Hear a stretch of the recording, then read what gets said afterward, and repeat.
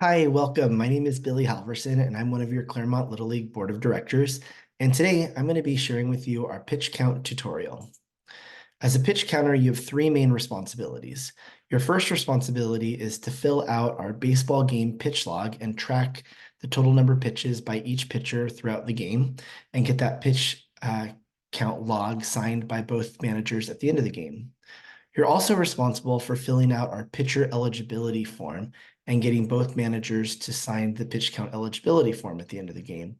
And your third and probably your biggest responsibility is to ensure the safety of our players and make sure that they're not pitching too many pitches in a game or pitching when they have not had enough rest. So before I jump into how to fill out these logs, I want to talk a little bit about pitch count limits.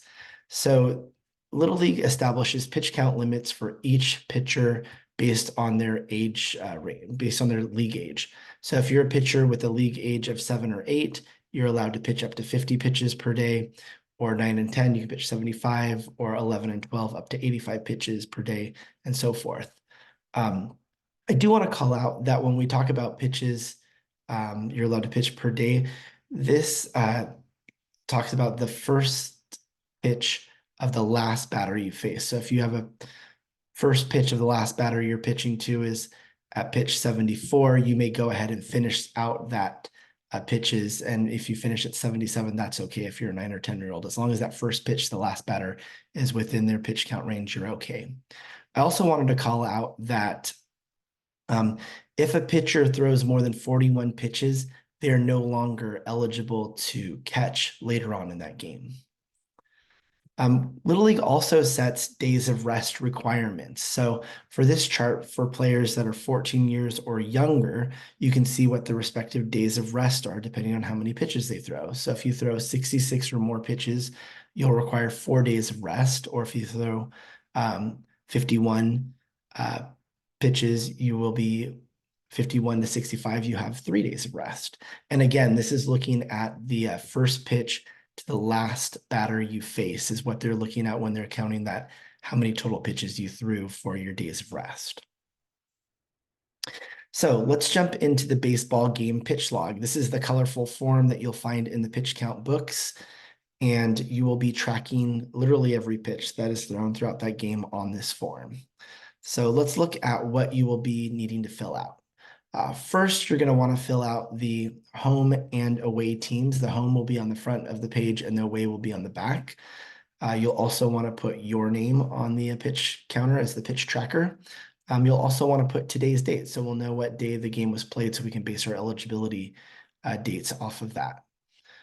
You'll also want to be putting in the pitcher's name that's pitching, both first and last name, their uniform number, and then their league age. And you're going to find the league age on the roster that's included in the pitch count book. Each team has a tab, and inside those tabs, there should be a roster with the each player's name and their league age. And then throughout the game, you're going to be logging the pitches that they throw. And I'll show you a little bit more in depth on how you're going to be logging it as we go. The other form you're going to want to make sure you're filling out on this is the catcher that is catching throughout the game. And this is often the one that's missed most. So make sure that you're logging the uniform number of that catcher. If there's more than one catchers in a inning, you can log both of their numbers. And this becomes important when we talk about how many innings a catcher is catching, because if you've catched more than four or more innings, you're not eligible to pitch. So that becomes important as well. And then if you have multiple pitchers, you're going to be logging each pitcher on this log. And then at the end of the game, you're going to be getting both managers' signatures on their respective team's pitcher log. All right, so let's take a look at an example. So in this example, we have Clayton Kershaw and Bobby Miller pitching. So you're going to go fill out Clayton Kershaw, uniform number 22, and league age 11. And as you're tracking Clayton's pitches, you are going to be putting a S in for strikes, a B for ball, an F for a foul ball, and an H if any ball is hit in play, whether that's a hit or an out. As long as it's put in play, you're going to put an H. For the last pitch of each batter, you are going to circle the pitch number that was thrown to that batter, and that will help us track when a new batter comes up. If it's the end of an inning and it's the last pitch to a batter at the end of an inning, you are going to put an X on the pitch number, so you can track that as well. And then you can see over here, you'll also put the catcher's number. So it looks like we had Will Smith starting the game and then Austin Barnes finishing the game. And then, with the next pitcher in, you'll put Bobby Miller, jersey number 28 and league age 8, or league age 9 there. So you'll want to make sure you're logging those. So let's take a look at how you will then fill out the pitcher eligibility tracking form. And first, you're going to start off by putting the pitcher's name, the game date, and uniform number, league age. Then when you get to the pitches thrown, you're going to have to go back over and check out your baseball game pitch log. And the two numbers you're really going to want to be pulling from this is going to be the total pitches, so 68 for Clayton, and the first pitch of the last batter. And in this case, it was number 66 was the 66 pitches. So let's take a look at how we're going to fill this out. So we're going to put total pitches thrown, 68. Pitch count at the first pitch of the last batter is going to be 66. And this is the number where we're going to be using to track how many days of rest. So at 66 pitches, that puts Clayton at 66 or more. So that's 4 days rest. So if our game was on March 9th, 4 days would be March 14th. So it would be when he's eligible to pitch again. So we'd have to have a rest day 1 on March 10th, rest day 2 on the 11th, 3 on the 12th, rest day 4th on the 13th, and then is eligible to pitch on 3/14. And you're going to log that 3/14 right here in the pitcher eligibility, the next date he's eligible to pitch on. So if we look at an example of kind of a completed form, I want to call out a couple things. First, you'll notice that the form goes, you're not starting a new page every new game. You're going to continue on after there are other games played. And this is important because it allows you to kind of check the eligibility of other pitchers. So if you look at this form, we had Shohei Ohtani pitched on 3/6 and isn't eligible to pitch again until 3/10. So in our 3/9 game, he's not eligible to pitch. So if Shohei had come in to pitch, we don't want to call that out and say, hey, this player needs another day of rest. He can't pitch. So if we look at Clayton Kershaw, it was filled out 68 total pitches, 66 days rest, and then 3/14 would be the next day he's eligible to pitch. Bobby Miller, he only threw 29 total pitches, and his first pitch, that last batter, was at 25. So that means he can pitch after 1 day's rest. So he'll have to rest on the 10th, and then he's eligible to pitch on the 11th. If we did see an example, like let's say we had a game on the 12th, and you're doing the pitch count, and all of a sudden you see Clayton Kershaw going to start throwing pitches on the mound. He's doing his warm-up pitches, and you're like, hey, wait a second. As you're writing his name down, you're like, he's not eligible to pitch till 3/14. You're going to want to call that out and let the umpire know, so he can let the manager know that, hey, Clayton's not eligible to pitch, and we stop him from pitching.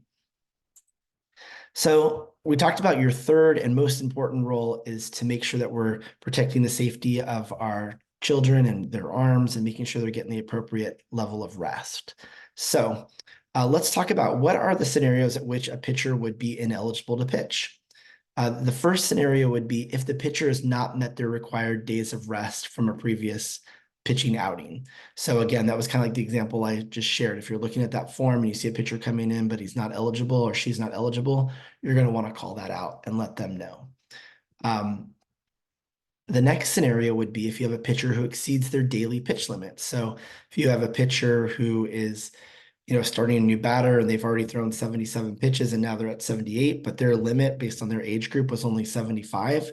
Hey, they can't pitch that new batter because this is past their limit. So you're going to want to call that out and make sure the umpire stops play and they pull that pitcher.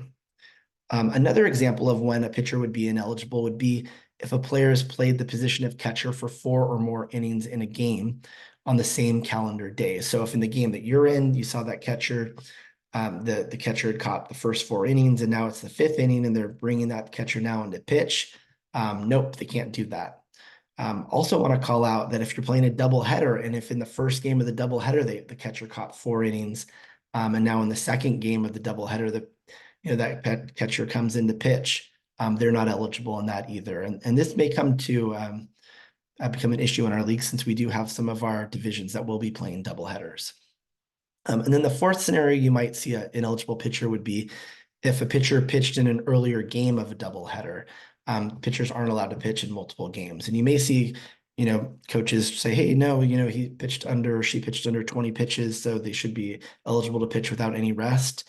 No, and in Little League, you can only pitch in one game per day. So even if they come in and only pitch one pitch and get a fly ball out on that first pitch, they can't come back into the game in the next game because they've already pitched once. And remember, as a pitch counter, it's your job to stop to notify the umpire if you see an ineligible pitcher. We want to make sure that we're protecting that kid's arm and we're stopping gameplay and making sure they get removed from the game. We have some rules in Little League where it's up to the manager to identify that there was a rule violation. For example, if a player bats out of order, a scorekeeper, their job isn't to call that out to the manager. The manager has to call it out to the umpire. However, with pitch count, it's really important we're protecting our players and we're being vocal about it. Even if you may have missed a batter and the pitcher threw one batter, and now you notice it on the second batter, hey, this pitcher wasn't supposed to pitch. Make it, you gotta stand up and let them know, and they'll pull them out. So hopefully this was helpful in giving you a little bit of a tutorial on what you need to be doing as a pitch counter. I want to thank you for being a volunteer and wish you luck out there. Thank you.